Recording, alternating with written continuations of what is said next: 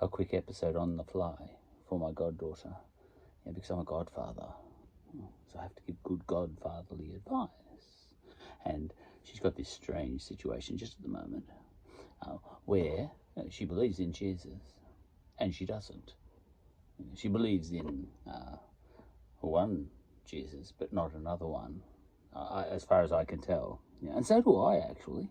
But the Jesus I believe in will be different than the Jesus she believes in, which is different again to any literal physical Jesus that might have existed, or multiple Jesuses. Look, there's a lot of Jesuses, and I think they are all real people. They all exist. This is my take anyway. You don't have to go along with my take, but let's say there was a physical Jesus, upon which the Jesus that I know is based. I doubt that the physical... Where's my coffee? I didn't bring it, it'll be getting cold now. The Jesus that... Let's say... We can do that. Because let's say that there was a Jesus upon which the Jesus I know is based. All right. So, there was such a person. And let's say that's the one that was baptized and got crucified. Apparently, there's no independent evidence with respect to anything else about that guy that exists. None. There is independent evidence, apparently, I haven't checked it out, that there was some bloke who definitely wasn't called Jesus, because this guy was a Jew, and Jesus is a Greek word, and Christ is a Greek word too. So I think it's reasonable to say there was a guy who existed, and we know he was baptized, and he was also executed. That's all we know. We don't know one word of his utterances throughout his lifetime or any of the stories in between. All right, so there was a guy there. All right. Now, that Jesus probably did create utterances during his life, which probably got him killed. All right, so there's Jesus 1. Jesus 1, and he is lost to us. I don't think anyone now knows him. But we do know another Jesus, the Jesus that was built on that guy. And that's the Jesus that is handed down to us. And it's a pretty narrow Jesus. I don't think the real Jesus could have been as pious as this one, because the one we know never cracked a joke once in his life and never went to the toilet. Essentially, the one that I've got in my head never went to the toilet. And he never cracked a joke at all. Not one. Okay, so there is that Jesus. And I can sort of create another Jesus now in my head that did go to the toilet, and I sort of say, all right, I've got a new Jesus now. And it's a different Jesus than I had in my head up until now, because I've just thought of the toilet angle. And sometimes he probably had the runs and didn't make it. That Jesus. And so he must have carried around with him a spare tunic. And that sort of thing, So you start to think about all those things, Did he have a knapsack of some sort? Did one of his disciples carry a knapsack for him? Well, my mental image is they always just walked around and they didn't seem to have any gear, But they probably would have had to have some spare clothes. He couldn't salt everything. He was offered food everywhere he went. Some of it would have been off. So there's that, Anyway, so 2 Jesuses right there. Now, the Jesus that I know is the one that I've got in my head. Now, he isn't me. I really think that.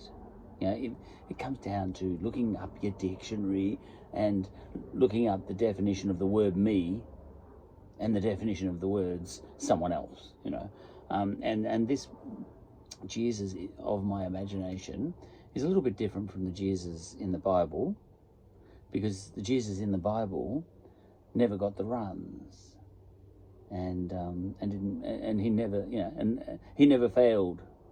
Well, if he did get the runs, he never failed to make it to the hole in time. Jesus, should we suffer the little ones? What would Jesus respond if he was actually squatting over the hole at that instant? Would he say, "Just wait for a minute while I change my tunic"? Yeah, I'm not being disrespectful here. I'm just saying there can be multiple Jesuses. All right. Now I've got coronavirus all of a sudden. Excuse me. And if I respected you, I would edit this out.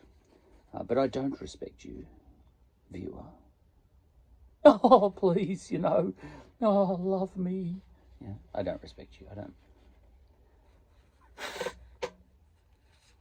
All right.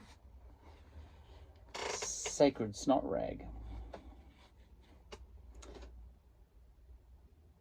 Right on my keyboard. Now.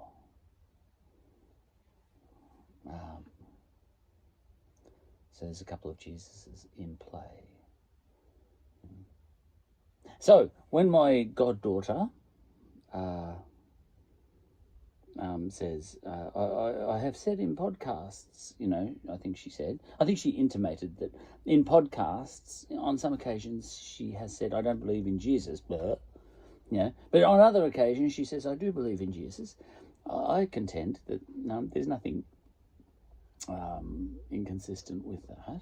Two different Jesuses.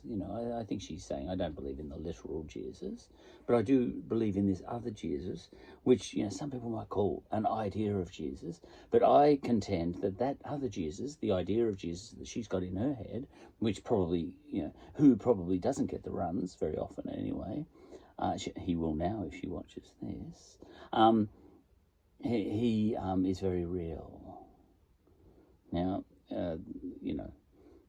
reality is you look up your dictionary, you big fat Mac, and reality is an interesting word, but it's anything that exists. But then exists is a very interesting word, and this is not a philosophy podcast, but things that exist are things that were poured into the universe by my reckoning, and space, time, and matter and energy were poured into the universe by means unknown, but they're here, or for all intents and purposes. Descartes said, no, maybe they're not, they're an illusion, but then that Scottish bloke said, actually, yeah, no, they are here. Because even if you imagine them to be here, all that out there, outside my shed, even if you imagine that to be there, it's there because, it took you time to have that thought, and that brings time into play, which brings space into play. There's a whole thing about that. I don't want to get into that, But, it becomes you've got your choice to decide what's real and what's not really, but I like to not limit myself, So people say, things that have some of the properties that were poured into the universe are real, but things that have only the other properties that were poured into the universe are not real, So if I meet a bloke in the street, some people say that's how I want to define that guy as real. But if you dream about a guy in your sleep, I want to define that guy as not real. And you've got a right to do that. They're two different types of real. One's real against some properties of the universe, that some things that were poured into the universe as properties. Some things have got reality, that type of reality, and that's the type of reality. That guy I met down the street, he's apparently he's got form. He contains matter, and he occupies space, and he walks along the street occupying time. and all that sort of stuff, and he's giving off, when he farts, he's producing energy. So that guy's real, and you might say, oh, that's the only type of real there is, but I've got a right to say, well, he was formed from magic anyway, because we don't know the means via which space, time, matter, and energy, came into existence in, what might have been the Big Bang. So it's magic anyway. So if imagination is, someone I dream up is magic, well, they're both magic. So it's all it's one reality against another reality. Arguably, the guy I meet in a dream is real, according to some magic, some magical means that I don't understand. And the guy I met down the street, he has come into existence by some magical means at the Big Bang or whatever, by some magical means like that I don't understand as well. So, it's all magic, just different types of magic. So they're all real. So the literally existent Jesus way back when, I think my goddaughter has intimated that she's not quite sure that guy existed. But I think in other episodes she has indicated that the other Jesus, the Jesus of her imagination, who is a very real person and who is not her, that he was poured into the universe too, and came into existence in her head. But he came into existence, and a form of him, another Jesus yet again, is the one that you see in the Bible, and he came into existence too, and he was probably based on the original real one, the one in the Bible, but they just took all the jokes out, and excised all, Constantine excised all the moments during which Jesus was caught short, but these are all different Jesuses. And you could keep going with this because it's an old one. What's your definition of reality? Well, Descartes had his. But then, that Scottish bloke who I can never remember his name, he unravelled that a bit. But then Immanuel Kant came along and unravelled the Scottish bloke. It would be handy if I could remember his name ever. I never can. And so on, and we're still arguing about it to this day, and that doesn't matter. But, it just means that, it means, for example, that there's more than one Charlie in the world, because I'm Charlie, for the purposes of this podcast. My real name's Damien, but Charlie, right. So, and this is why I exploit aliases so much. It's not some game of feral low-grade trolling in the modern social media sense. It's an ancient device, art form, whatever, where you use aliases to explore different characters.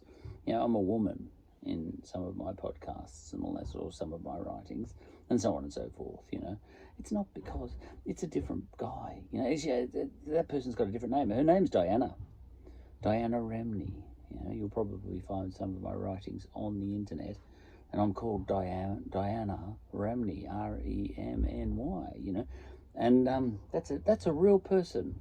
This is what I'm getting at. That's a real person. She's not a troll. She doesn't care about you. She's not trying to do something to you. These trolls, as they call them, they're cheap.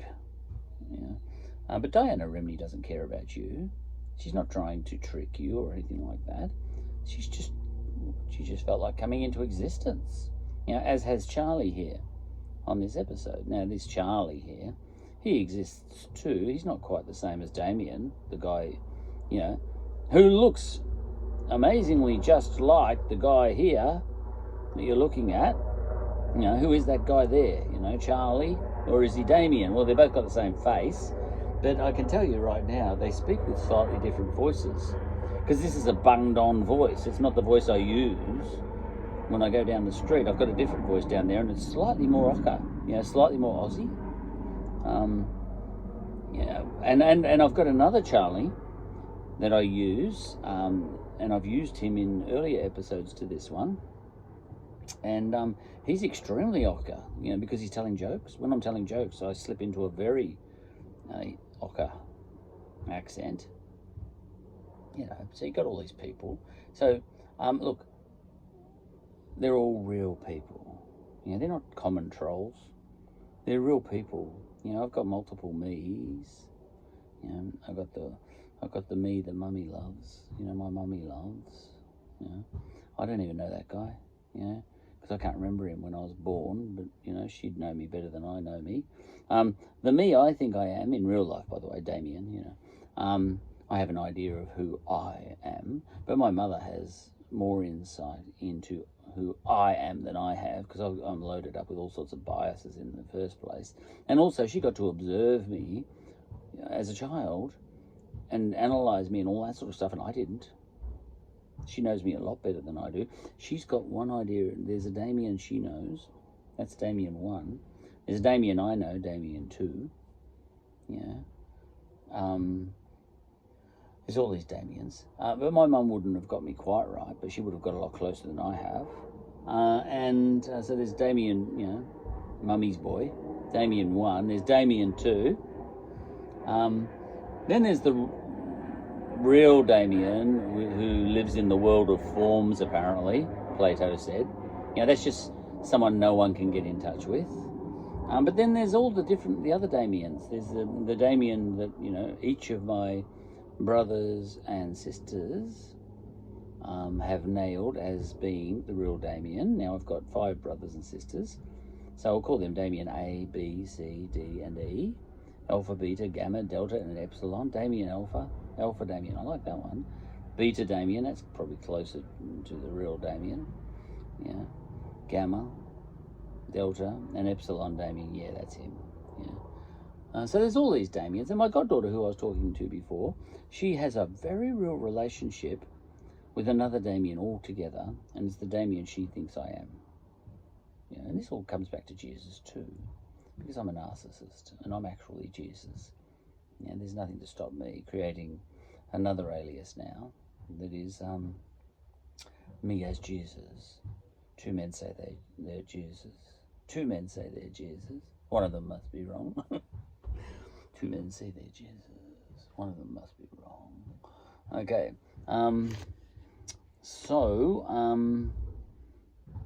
That's that. So who do you love?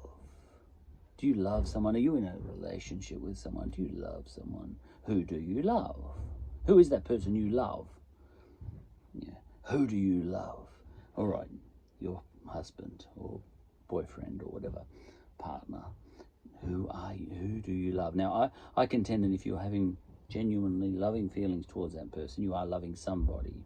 But it's not exactly the same person as that person who's, you know, let's say you're a girl or a woman. All right. Now, the person you love it does exist. That person is real. It's defined by you in your head. It's not you. You know, you are loving a different person, a person other than yourself. But, you know, it's a person that is based on the real person that you love. But you don't love the person who's standing in front of you, because the person who's standing in front of you, that person knows a different himself than you know. All right, 2 different people. So there is, you know, let's call him Bob, right? So Bob, he is aware of a Bob 1, you know, and you have in your mind this idea of a Bob 2. Now you've fallen in love with Bob 2. Now Bob 1 may well be a homicidal, axe-wielding maniac, you know, who goes out of a night and slaughters people under the cover of darkness, under cover of the night, you know. And now, but you haven't fallen in love with that Bob. You have fallen in love. I forget which one was which. Who's your one? His one is, let's call him, the one he thinks he is, Bob 1. And you have fallen in love with Bob 2. But Bob 2 has never killed a person in his life. And he honestly hasn't. He does exist in the universe because you've fallen in love with him. Yeah. He does exist. He's a real person. Now, in your mind, obviously, but he is a real person, and you can fall in love with him, and I really think you can. He does exist. He's someone you can relate to over a long period of time. Yeah. In fact, you might live to old age, and he keeps killing people, and you never find out, and then you die. And he dies, and no one's ever, he never got caught. He never got caught. He's a mass murderer, He's a serial killer. But the point is, you spent your whole life loving Bob too, and you had a rich and rewarding life, and Bob too existed as a person who was independent of you. Sure, a combination of Bob 1 plus Bob original, because even Bob wasn't, even Bob 1 wasn't in touch completely with the real Bob. His mother probably was closer to knowing who the real Bob was, Bob original. But even his mother wouldn't have known the real Bob. Like Plato said, the real Bob, he lives in the world of forms and we can't access him. But then Aristotle came along and said, why bother even having a world of forms then? Which is actually a good point, I think. And Plato said, well, just so I can sort of imagine. Yeah, you're right, Aristotle. I said Aristotle. I'm off to talk at, I'm off to teach Alexander that. But, the point is, there is two men say they are Jesus, and both of them are right. So to my goddaughter, I would say, look, if you say in one episode that you don't believe in Jesus, and in another episode you say you do believe in Jesus, I don't think you're being inconsistent. Not necessarily. You could be talking about two different Jesuses, and the one that you believe in and love and talk to at night and pray to and all that sort of, and have a real relationship with, he exists. He might be based very vaguely on some historical Jesus, but he doesn't have to be based on that. And she's worried because she has to go and meet a priest in her church, and if he's got hold of her podcasts, he may have heard her say, I don't believe in Jesus. But then if he listens on, he might hear another podcast in which he has said, I do believe in Jesus. And I said, look, and I texted her and I said, no, he sounds wise, that priest. He sounds wise, because he does. And she told me he's a philosopher as well. He's not just a priest, he's a philosopher. You can be both, you see. And I said, look, I'm sort of suggesting if he's a philosopher, he'll be smart enough to know what you're talking about, because even he probably doesn't think there was he's probably got a Jesus that's different than the one that's talked about in the Bible. Maybe he hasn't got a different one, but I think most priests don't take every magical act created by Jesus literally.